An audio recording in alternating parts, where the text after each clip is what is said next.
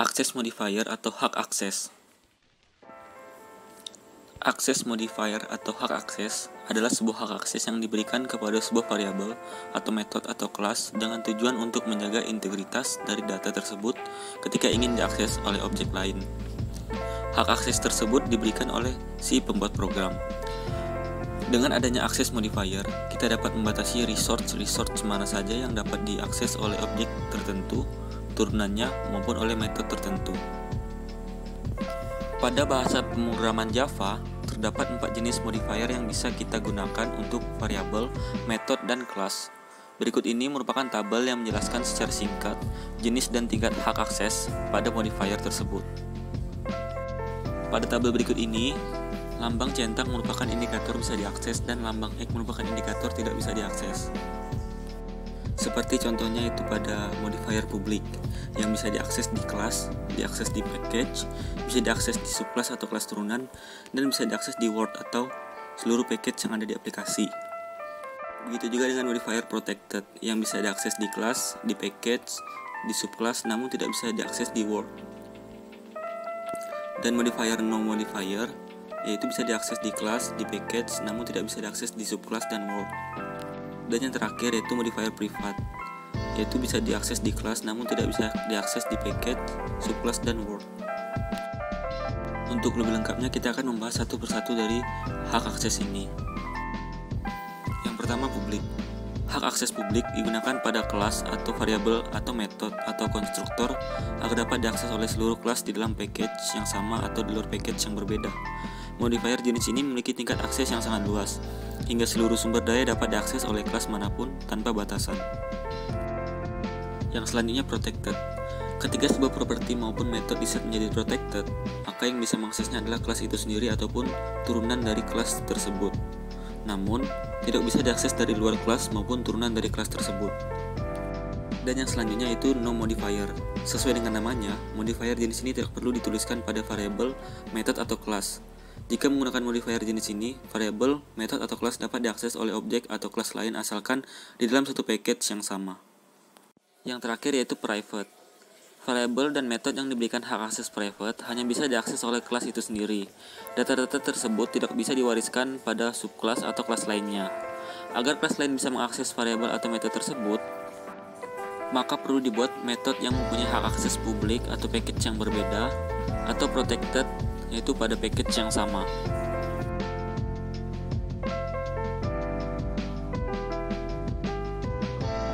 Assalamualaikum warahmatullahi wabarakatuh. Kali ini saya akan memberikan contoh implementasi dari akses modifier publik dan akses modifier protected. Nah, untuk yang publik, seperti yang sudah dilihat di sini, ini adalah sebuah kelas dengan kelas person, kelas orang. Nah, di sini kita beratribut yang beratribut string name dalam bentuk publik, dan juga public void string name. Nah, atau bisa dibilang metode ubah nama, ya. Nah, ini gunanya publik di sini biar mereka bisa diakses dari mana aja. Nah, sekarang kita lihat dari kelas person. Kelas person ini bisa dikatakan bukan publik, gitu, karena dia hanya bisa diakses di sekitaran package-nya saja.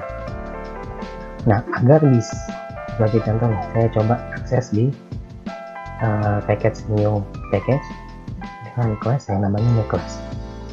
Begitu kita mengimport dari package namanya belajar OOP untuk dan mengambil kelas person, maka hasilnya ada seperti ini. Tuh, bisa dilihat person is not a public. Nah, ini nggak bisa diakses dari ke package yang lain. Caranya bagaimana biar bisa diakses? Kita ubah di sini kelas person ini menjadi publik. Nah, kita pindah kembali maka akhirnya bisa diakses, akan berubah menjadi unused import, atau dengan kata lain import ini tidak digunakan. Nah, itulah kira-kira contoh akses modifier publik. Nah, kita lanjut ke akses modifier protected. Nah, di akses modifier ini bedanya dengan publik tadi adalah di atribut kita beri kalimatnya protected. Kan tadi di sini di akses modifier sebelumnya publik, di sini kita beri nama publik. Nah, sedangkan di sini kita menggunakan protected. Kenapa kita pakai protected? Biar atribut ini tidak di otak-atik gitu. Nah, yang protected ini juga cuma bisa diakses oleh kelas sendiri, yaitu kelas person atau subkelasnya dan package-nya. Maksudnya di sesama package. Sekarang ini saya bikin contoh lagi, yaitu contoh OOP, package yang bernama contoh OOP. Maka yang bisa diakses ya hanya di sekitaran sini aja, di sekitaran kelas ini, seperti ini, di kelas ini. Nah, kita bisa bikin objek dari kelas person dan bisa diakses. Nah, tapi dia tidak bisa diakses di package yang lain. Seperti ini contohnya, kita bikin package yang namanya new package dengan kelas yang namanya author. Maka dengan cara yang sama, yaitu membuat objek person i sama dengan new person, lalu kita masukkan ke dalam metode, dan begitu kita coba dan hasilnya, nah, tertulis di sini name as protected access, yang artinya string name ini telah dilindungi, tidak bisa diakses di package ini, di package new package dan kelas auto. Itu ya teman-teman. Baik, di sini saya akan memberikan contoh program tentang hak akses modifier default dan hak akses modifier private, di mana langkah pertama yang harus kita lakukan, kita buat dulu kelasnya. Di sini nama kelasnya kelas person. Terus buat lagi nama kelas mainnya, kelas main Java, kelas main kelas. Saya tulis kelas main. Nah, setelah dibuat nama kelas mainnya dan nama kelasnya, coba kita buka di kelasnya kelas person. Nah, di sini ada hak akses publik. Hak akses publik ini menandakan bahwa kelas ini bisa diakses oleh kelas lainnya, bisa diakses dimanapun atau di lapisan manapun. Kemudian kita coba tulis variabelnya, misalnya variabel nama. Tipe datanya itu tipe data string, nama kemudian string, alamat, dan coba kita panggil nama kelasnya. Buat objek baru, tulis nama kelasnya apa, berarti nama kelasnya person. Tulis person sama dengan objek sama dengan new, tulis nama kelasnya kembali person.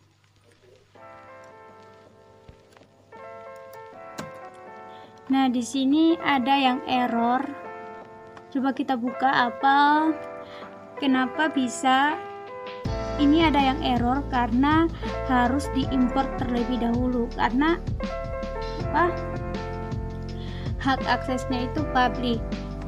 Import. Nah, setelah diimport maka bisa terbaca.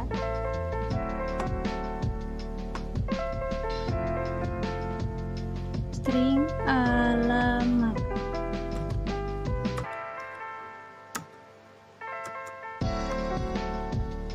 Nah, baca. Nah, di sini error. Kenapa? Karena hak aksesnya default. Nah, itu tadi contoh dari hak akses default. Yang teman-teman harus ingat bahwa default ini hanya bisa diakses di project sendiri dan kelas sendiri. Kemudian kita lanjut di hak akses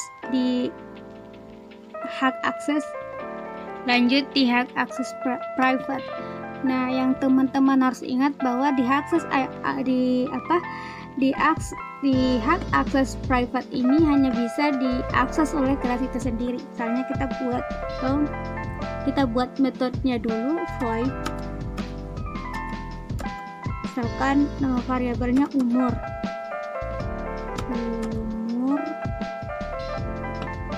Variabelnya umur.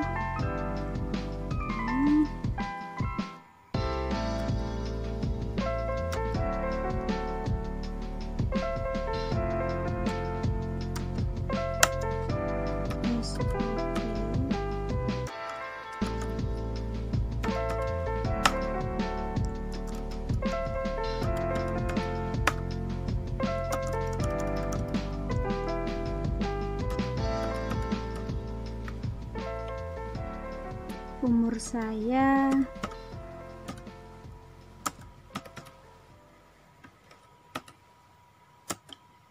adalah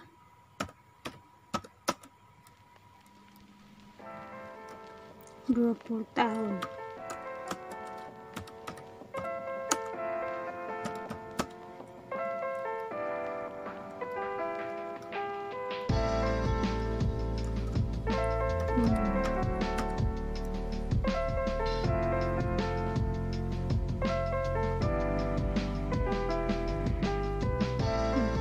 Kita deklarasikan dulu di sini privat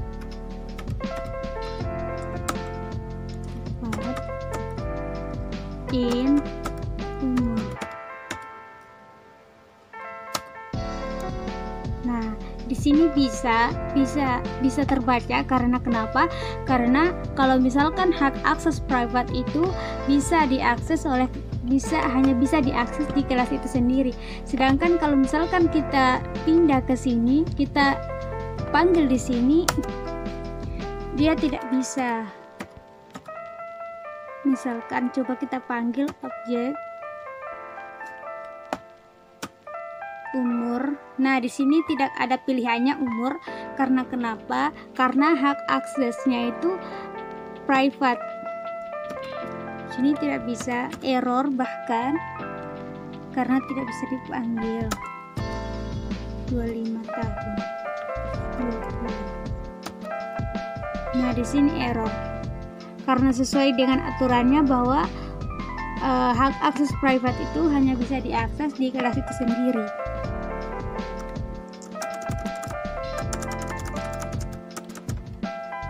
Jadi jelas ya teman-teman, kalau misalkan yang hak akses private itu tidak bisa diakses oleh kelas lain. Kalau misalkan di kelasnya sendiri dia bisa diakses. Tapi kalau misalkan kita panggil di kelas lain itu akan error dia. Objek. Di sini tidak ada pilihan umur. Karena kenapa? Karena dia hak aksesnya itu hak akses private. Nah, jadi kesimpulannya bahwa kalau misalkan hak akses yang default itu hanya bisa diakses di project sendiri dan kelas sendiri, sedangkan yang hak akses private itu hanya bisa diakses di kelas sendiri saja.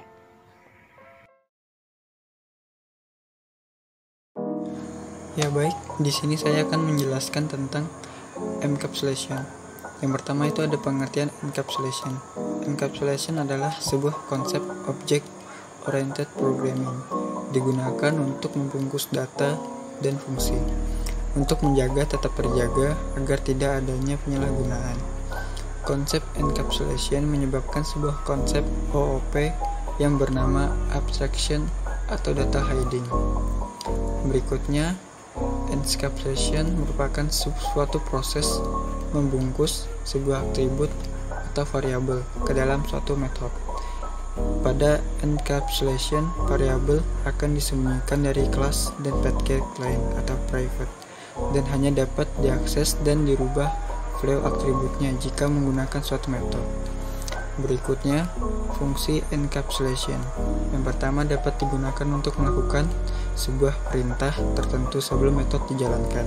Kedua, dapat melakukan kontrol apapun sebelum sebuah data disimpan pada sebuah metode. Yang ketiga, biasanya digunakan untuk melakukan validasi di dalam metode tersebut. Keempat, lebih secure karena atributnya dibungkus ke dalam suatu metode dan dapat lebih leluasa melakukan modifikasi perintah tertentu.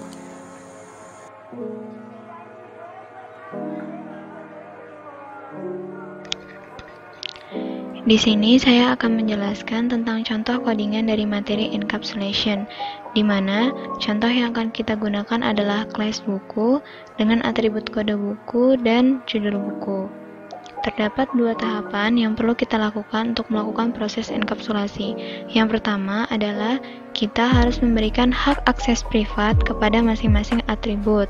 Hal ini dimaksudkan untuk membatasi pengaksesan dan penggunaan atribut hanya sebatas kelas buku saja.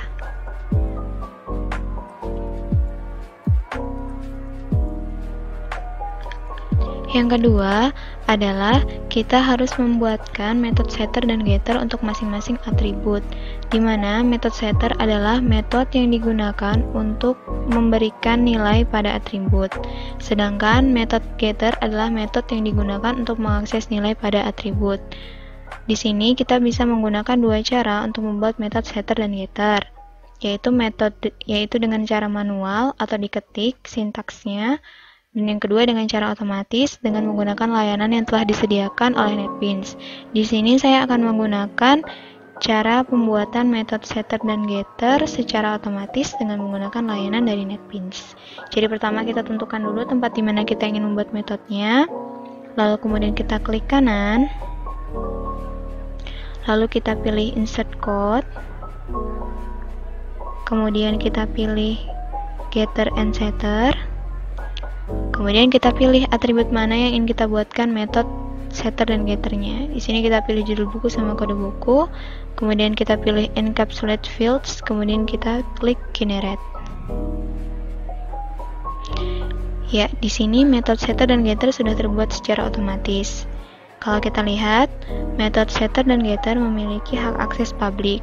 Hal ini dimaksudkan karena metode setter dan getter pasti akan diakses dari luar kelas buku. Kemudian untuk metode setter, dia tidak memiliki nilai kembalian sehingga tipe data dari metode setter adalah void. Sementara untuk metode getter, dia memiliki nilai kembalian di mana nilai kembalian memiliki tipe data yang sama dengan nilai atribut yang akan diakses.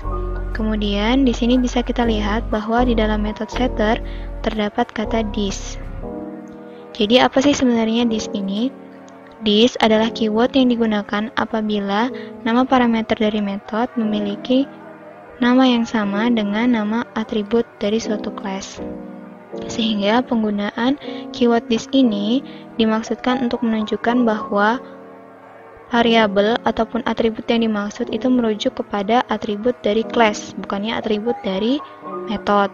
Dan penggunaan this ini juga untuk mengurangi atau menghindari adanya kesalahan ataupun error dari program pada saat program dijalankan. Selanjutnya kita pindah ke kelas main.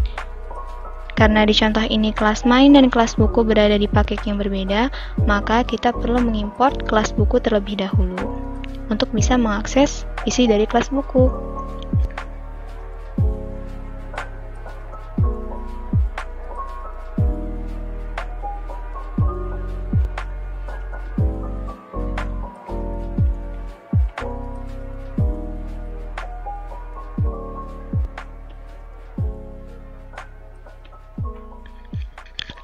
Selanjutnya, kita harus membuatkan objek dari kelas buku untuk bisa mengakses metode setter dan getter.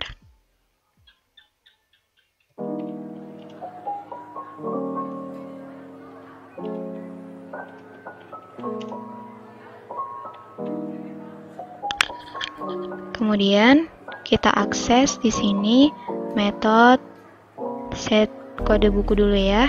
Di sini kita isi kode bukunya 145. Selanjutnya kita isi atribut judul bukunya. Sini kita tampilkan itu hujan. Kemudian untuk menampilkan nilai dari atribut yang sudah kita isi tadi, kita gunakan seperti ini.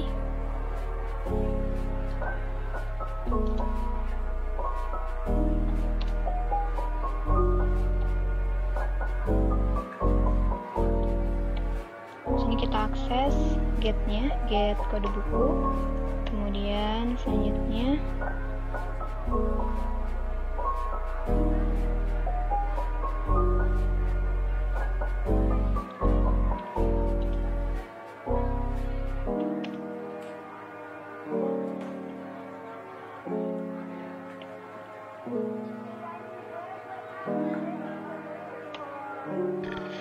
Oke, jadi seperti ini. Bisa kita lihat ya. Di sini untuk menambahkan nilai kode buku pada atribut kode buku, yang di sini untuk mengisi nilai judul buku, yang ini untuk menampilkan kode buku, dan yang ini untuk menampilkan judul buku. Kemudian kita running programnya.